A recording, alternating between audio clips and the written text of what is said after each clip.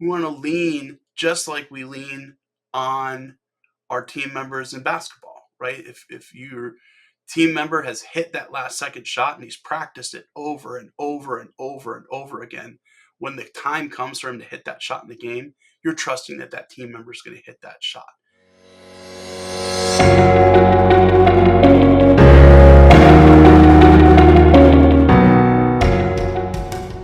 Hello, and welcome to Enter the Nebula, episode 18. This week, I've got bracket brain, and so I've been working to try to correlate March Madness to this week's newsletter. And all I could think of was what makes March Madness so great? And I think it's the storylines, the Cinderella teams, the upsets, and all of the adversity that these teams have to overcome in order to achieve success in a tournament with so many teams. And so then I started to think, well, we as leaders in our professional lives deal with adversity on a daily or weekly basis.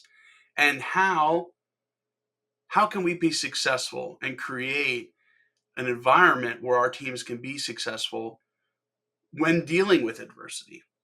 And as you have seen, if you've been following along with our newsletters, or as you'll see if this is your first time, I'm going to break it down into a few bullet points as to how we as leaders can cultivate a culture of success when dealing with adversity in our teams.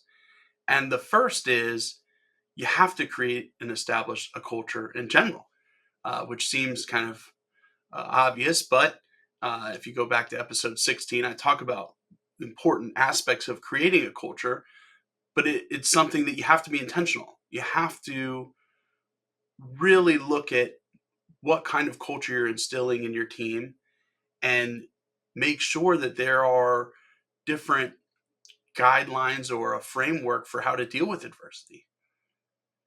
And next, and part of that culture is being prepared. And I think having plans in place to deal with adversity and rules of engagement when things go wrong can be really helpful for your team. I've worked in organizations where one thing goes wrong, or an issue is found, or a bug is found. Next thing you know, we have a team members penning emails to chief executives. Well, why are we letting chief executives know about a problem when we don't have a solution identified? When we don't really know the full extent of the problem, right? And so putting in plans in place to deal with adversity will help your team be successful and not only be able to handle adversity, but be prepared for it. The next thing I think is probably the most difficult and most important, and that is avoiding witch hunts. It's very easy when things go wrong to look to place blame. In fact, I've seen many leaders do this, and I think that it can create a negative culture and it can create a culture of fear.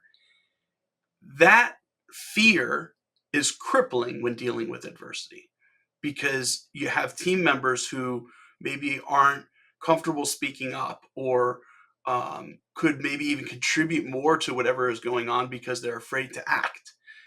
We want to create a culture where we're interested in finding a solution and working towards a solution together as a team. And afterwards, if we want to go down the path of a root cause analysis and follow problem management as it's defined in ITIL, there's a place for that, right? Because a root cause analysis isn't looking to place blame.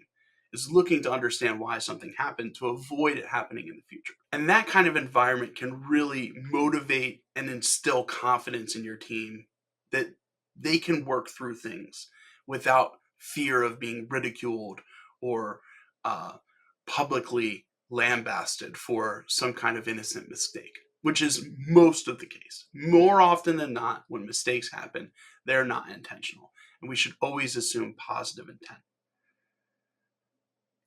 Finally, we have to use the experience on our teams. Our teams are made up of people who are talented, who have gone through things in the past. Rarely are you going to have a whole team of brand new employees who have never worked anywhere before. They're going to have experience that they can draw from, and we want to lean on those. We want to lean just like we lean on our team members in basketball, right? If your team member has hit that last second shot and he's practiced it over and over and over and over again, when the time comes for him to hit that shot in the game, you're trusting that that team member is going to hit that shot. Same thing goes in our professional lives. I think sometimes as leaders, we feel this unnecessary onus to come up with the decision on our own, or the solution on our own, so that we can maybe look better or look like we have a control of something. Where in reality, as leaders, we're as strong as our people. And to be open to hearing how they've dealt with this type of adversity before, or how they've handled a situation in the past, can really, again, drive us to that solutioning type conversation quicker and more efficiently. Thank you for listening to this week's episode. I'm Mike Ergo. As always, you can read the full article on my website, intellectualnebula.com. Don't forget to like, follow, and subscribe on all the social media accounts. I hope you have a great rest of your week. If you're watching the tournament, I hope you're going to enjoy it as much as I will, and I'll see you next time.